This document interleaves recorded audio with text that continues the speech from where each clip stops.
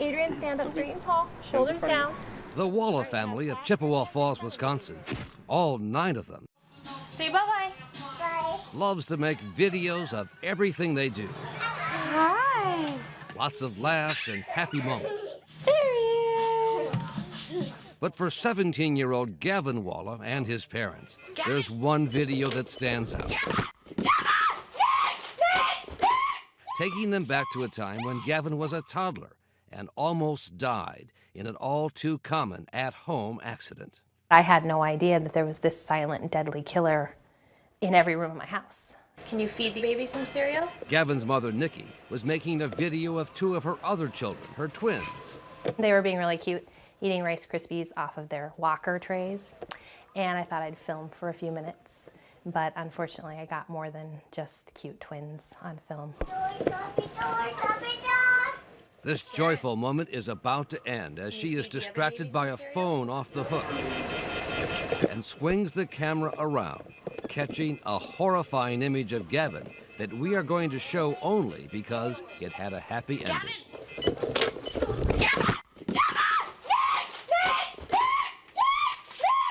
Gavin hanging by the neck from the pull cord on a set of window blinds, silently strangling. I somehow got Gavin off the window blinds, but I don't actually remember lifting him off. He choked himself. He's blue. Gavin.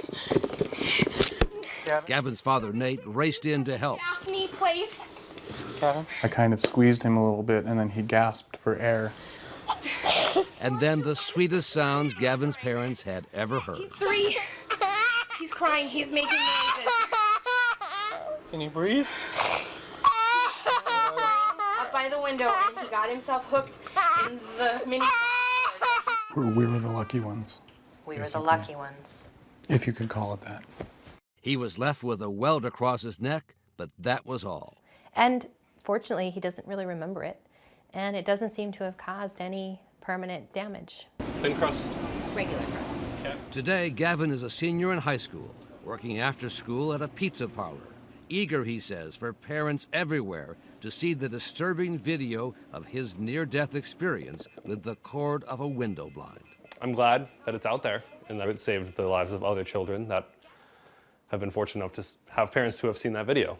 But unfortunately, since the day of Gavin's accident some 13 years ago, the Consumer Product Safety Commission estimates well over 100 American children have died, somehow caught in window blind cords. Brian, I see decades, and I'm talking decades, about children once a month getting hanged to death by these products, and it's got to stop. These are many different types of samples. Elliot Kay, the chairman of the Consumer Product Safety Commission, says he's made the elimination of window blinds with cords a top priority after a 30-year period in which both the industry and his own agency have failed to do so. I mean, come on, look at that. Yeah. That's And this scary. is what they just essentially end up wrapping around there. They do. They wrap it around and hang to death. And imagine finding your child like that. Yeah. Kay says cordless versions like this set would solve the problem. Look at that. It's beautiful. But Kay's agency does not have the legal authority to outright ban the corded versions, and he says the industry continues to drag its feet. I think it's disgusting. I really do. And they know that. They know that. Most of the blinds sold in this country come from 3 major manufacturers: Springs, Hunter Douglas, and Newell Rubbermaid, which sells the Levolor brand. None of their executives would agree to appear in our report. Mr. Vasami? Nor would the head of the window blind trade group, Ralph Vasami, when we caught up with him outside his office in New York City. I wanted to ask you some questions about the children who have died in the window blind accidents. Can you talk about that at all, sir? No. But under oath in a brain injury lawsuit last year against a window blind company, Vasami could not avoid answering questions. So by making the decision to not eliminate those hazards, implicitly they're making the decision to allow children to continue to be exposed to those hazards, correct?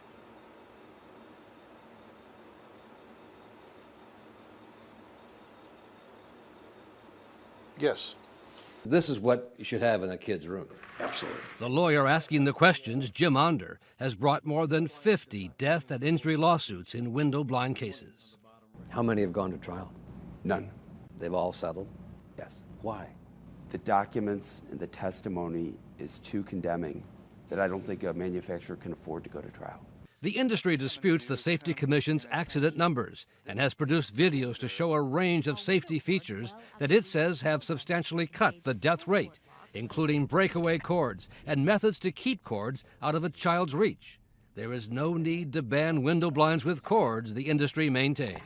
For the 90% of American consumers who don't have small children, the corded option may make some sense. Nancy Nord is a former member of the Consumer Product Safety Commission, who industry lobbyists arranged to talk with us. I think you have to understand that you can't have an environment, one where all risk has been eliminated. That just is a naive thing to want. Even when it comes to children dying. You're not going to eliminate the risk by banning cordless or corded window options. We're not talking about colonizing Mars. We're talking about transitioning to a product that is already economical, already available, and already proven to save lives. What led you to take such an aggressive stance on this? Was there some moment? There was the death of Mac Thomas when I read about that in March of 2014. It was the first that I heard about it, and I cried like I had not cried in a long time. Hey Mac, would you like more? Mac Thomas lived in this house in suburban Washington, D.C. He was 2 years old, the son of an Army doctor and his wife, Stephen and Erica, who thought they had a child-proof house. I still stand here and I say I did everything that I knew to do to keep my child safe. And despite, my best efforts, my son is gone. Mac's mother found him one morning lifeless on the floor, strangled when he got caught in a blind cord. Apparently, she thinks, as he tried to look out his window at the stars that he and his brother loved so much. There was nothing there. I tried to clear his throat. There was nothing there, and he wouldn't wake up. I just knew, and I was screaming. I was just screaming. And then I ran out of the house with him, and I just sat on the front lawn in the mud. And then, in the midst of their grief, and as has happened with so many other parents whose children died in window cord accidents, the Thomases were blamed for not watching their son closer and investigated by Child Protective Services. It's your fault. It's our fault. You should have watched your You should have child. watched your child. Does it make you mad to hear that? It does. To turn around and tell me that it is an issue of parental neglect, to me, it is a shameful distraction from the real issue. Nearly every parent I know was blamed initially for the death of their child You and were investigated. You were Yes, blamed? initially, yes. So with my daughter, my pull cords were up out of her reach. In the wake of the death of her daughter in a window blind cord accident, Linda Kaiser of suburban St. Louis also came under police investigation, leading her to set up a foundation called Parents for Window Blind Safety to help expose the problem. And she put her head in like this and strangled like that. I was not allowed to leave my home when my child died. I had to reenact the scene, and I had to answer a barrage of questions in my home. So they essentially accused you of murder? Yes. All the questions were there going down that road of, we think you killed your child. When I understood, okay, police officers don't get it, I didn't get it, all these people in the nation don't get it, that made me want to fight for educating people. The industry says it too is trying to educate the public about the hazards. And many new parents may be unaware of potential cord dangers, including a new Best for Kids campaign. Our message to manufacturers and retailers is to only use cordless products in homes with young children. Yet working with our ABC affiliates across the country, we found that message is not getting through or being acted on in many places. Is there a safety issue or anything like that? No, I don't think so. ABC reporters went to major stores asking about blinds for children's room and found a confusing array of options, often not clearly labeled. In some cases, store employees were helpful. That's why cordless is a really good option when you have tots. But in many others, employees seemed to have no idea or had not been trained about the danger. When you have the cord, you could just tie it up. Is there a safety issue or anything like that? No, not really.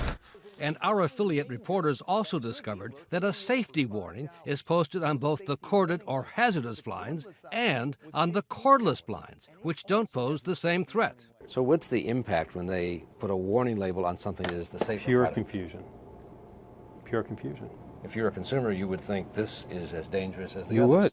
In the last few weeks, Kay's campaign on the window blind industry has had several victories. IKEA and Target have both taken all window blinds with cords off their shelves. They now only sell cordless blinds. Product safety is a priority for us at Target. Cordless blinds are the safest option. And so as a responsible retailer, we were very eager to do whatever we could to increase the safety of our products. And since we began our reporting on the issue, Home Depot, Walmart, and Lowe's have now announced they too will stop carrying window blinds with cords, but not until the end of 2018, 3 years away. For the Thomas family, it's some comfort that the death of their son Mac has helped to push Kay and the industry and the retailers to do what Erica and Stephen think should have happened a long time ago. I'm thinking of not if another child is going to die, but when.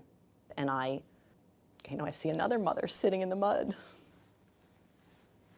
holding her lifeless child. And I cannot, for the life of me, understand what kind of a business knows that they sell a product that kills children and doesn't care. I mean, that really, I don't understand that. I just fundamentally don't understand. For Nightline, Brian Ross, ABC News, New York.